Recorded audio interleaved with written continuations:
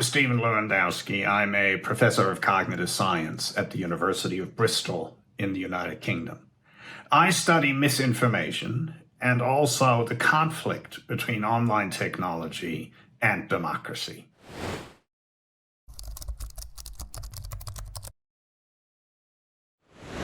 There are several reasons why misinformation is so pervasive today. Everybody knows about social media. Everybody talks about social media. And yes, social media does contribute to the spread of misinformation. But there's also another factor. And the other factor is that for politicians, it has become possible to appear to be honest, not by being accurate, but by speaking their beliefs in the moment. It turns out that there's evidence that within a populist framework of politics, being sincere, expressing your belief as you feel it exists, is seen as a marker of honesty. And the problem with that is that it is now possible for people like Donald Trump to be entirely inaccurate in their claims and nonetheless be perceived as honest. And I think we have to understand that to understand the misinformation problem.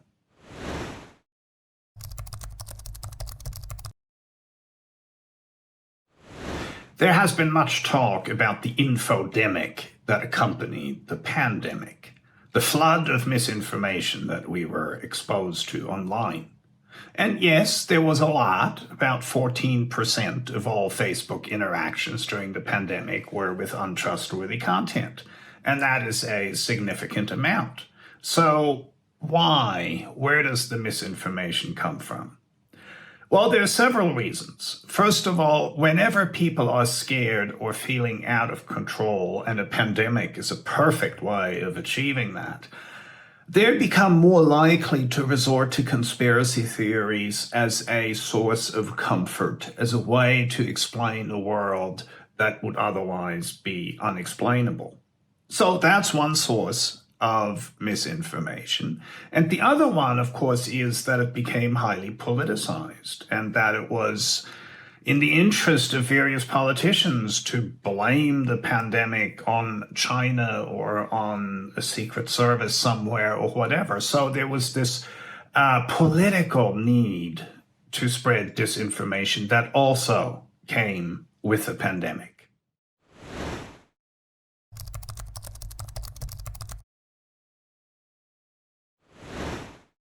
The key problem with misinformation is that we want to counter it without introducing censorship. And how do we do that? Well, there's a number of ways. One way in which this can be done is by just teaching people to become better consumers of information generally.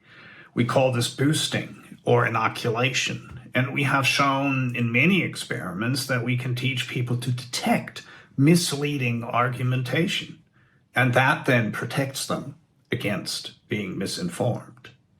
And another thing we can do that has a lot of public support is to moderate content and to remove hate speech, for example, and to redesign algorithms so they're favoring high quality information rather than what they do at the moment, which is to favor emotive, outrage-provoking information, which we know is often false. So there is a number of ways in which we can deal with the problem, but it does require political will to make it happen.